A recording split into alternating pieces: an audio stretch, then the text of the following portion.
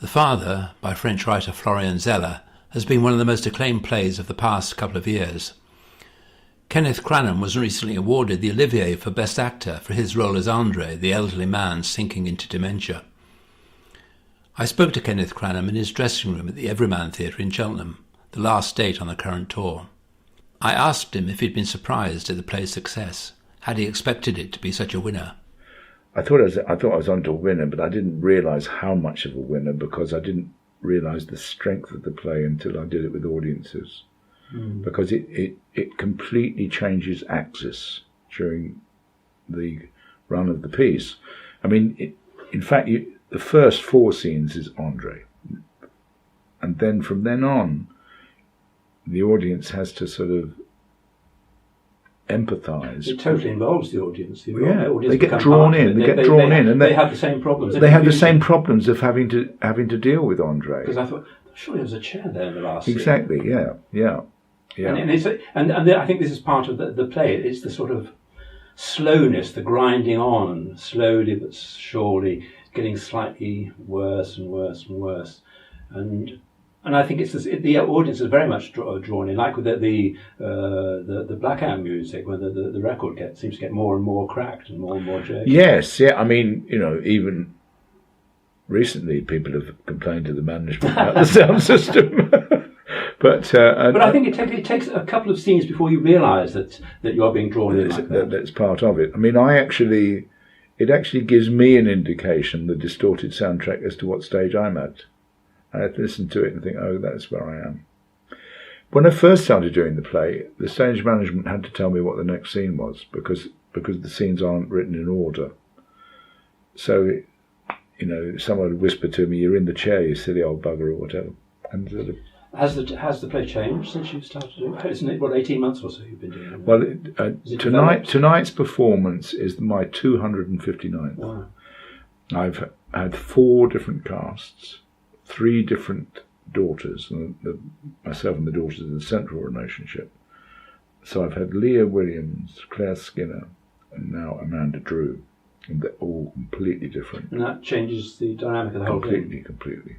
And, because Claire was quite reticent, and it's been very interesting having a drama student daughter because she's so intense in her opinions and hearing what she says about it all. Each of them, the last 2, Amanda and Claire, only had 2 weeks to rehearse it, which is really quite hard. But I did get together with them beforehand and record the principal scenes. Had they seen it before they came into it? No. So the version that Claire Skinner was in, they did a radio version. Now you might think, how can you do this on the radio? Because you're not going to see the set emptying, you're not going to see the same characters played by different people, but actually they're going to have different voices, and it's going to work in another way. And Amanda Drew wanted to hear it. She wanted to hear where it had got to. So I was able to get her a copy of it. What did you use to draw on for your? Well, my own father. I had 7 years with him, the last 7 years of his life.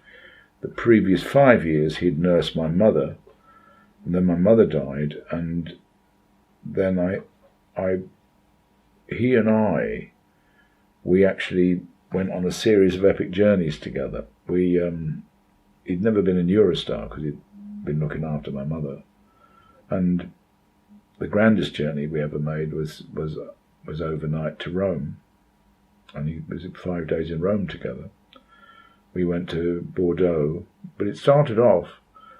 Bruges got lots of votes because his walking wasn't that good, and Bruges is flat, but accidentally we got marooned in Brussels because Eurostar was broken, and we went to Brussels a number of times, and we would sit in the Grand Place together, and we would drink those fruit beers that the Belgians favour, which are delicious but quite strong, and the doors on the lavatories had designs in period costume, and at a certain point we couldn't tell the difference between the men and the women. When that happened, we'd go back to the hotel and have a sleep.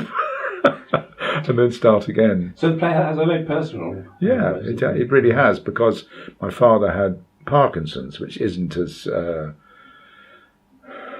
jangled as Alzheimer's, but it does have some things in common. Because the thing that I noticed in the play is that, and I'm sure this is how it happens, is that at the onset of dementia, to the person who's suffering, it's nothing. So I misplaced my glasses. So what? I know, but that's what I love. That's what I love about the way this is written, is that the way he says, "Look, I can manage on my own. I don't need anyone." Stop it. But there is a tipping point. Yeah, and there was with my father at a certain point. But how did you? Was that determined in the writing of this play or during rehearsals? Where did you decide that tipping point would be? Well, the tipping point isn't clear because you never quite know where he is, as he doesn't know. I think the absolute is the end where he's sort of sitting there screaming or whatever. Yeah. I mean, I think this is my version, because Florian, his English isn't very good, and my version of it is there's only two real scenes, which is the first scene and the last scene. The first scene is a true scene, and the whole play is him in that bed at the end trying to work out how he got there. So he's recast the people that work in the hospital in his own memories, you see. They've become the Mr. and Mrs. Hyde of the other figures in his memories, you see. And that man that hits him is the man that works in the hospital. It takes a long time. In the audience, it takes a long time to work that out. I don't think you actually saw, even at the end of the play, that is. No, because I think I said in my review, I wasn't sure if you were looking backwards or forwards or sideways. As neither is he. Exactly. Well, exactly. So this is the wonderful thing, is that the audience is really drawn into it. But what is extraordinary is that it manages to be like that and be very clear at the same time. There's no fat on it. There's no wasted stuff in this play. There's nothing where you're losing the audience because they don't know what you're talking about. Oh, exactly. Was there never, not a danger, but was there ever a point where you thought, I'm going a bit too far here, I need to bring it back a bit? Because I would think it'd be quite easy to overact it or to overemphasise the little things. I don't know, because I play very strongly certain things which I know are very potent elements in Alzheimer's. Like, I keep losing all my things, everyone's helping themselves. They all think that, apparently. There was a woman who 2 days a week was a hairdresser, and the rest of the time she'd lie and see looking after people with Alzheimer's, and I've talked about it all with her, and all those things about possessions, wills, money, all that they are regular obsessions with Alzheimer's. And you hear again and again that whenever you see them again, they don't know who you are. One thing which I don't think was completely clear in the play was the time span. Was it weeks or months or years? It's nothing like that, I don't think, because about 2/3 of the way in, Pierre says, 10 days ago, we were supposed to be going on holiday to Corsica and we couldn't go because you'd had that fight with Isabel. So that's actually quite a short space of time. Couple of weeks, yeah. But he seems to... And normally what's the progression of dementia? I don't think there's... sometimes that the disintegration is quite quick. I've had some amazing letters from people. I've had this letter from a man, and it was such an extraordinary letter. I wrote to him and said, look, can I quote from your letter? Can I show people this letter? And it's of the nature of, look, I'm a 6'6" ex-rugby player with a broken nose, and I don't usually weep in theatres, but this is the first time I've understood my father's condition, because my father was in that state of being, a rather sort of elderly, sort of getting in a bit of a state, and then he got injured and he went to hospital, for which he's never going to re-emerge, and he spends all his life in his pyjamas. I mean, so much in the play was the same for this man as his father. Probably there's nothing essentially different between the play and his father, but it needs to step back but he said he's put a lot of effort into trying to understand his father and hasn't been able to until he saw this play. The play gave him some way of... But how do you cope with somebody, with a parent who's got Alzheimer's or dementia? How do you cope? How do you cope? I mean, and I've read the figures of how much of this is around. It's quite, and I've actually heard people talking on buses. They always used to talk with the big C.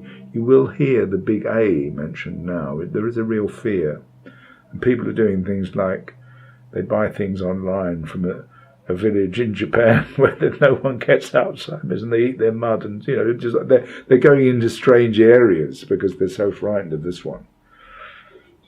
If it was done in a very stylised way rather than a sort of realistic way, it would be almost Beckett, wouldn't it? Well, Florian, admires Pinter a great deal.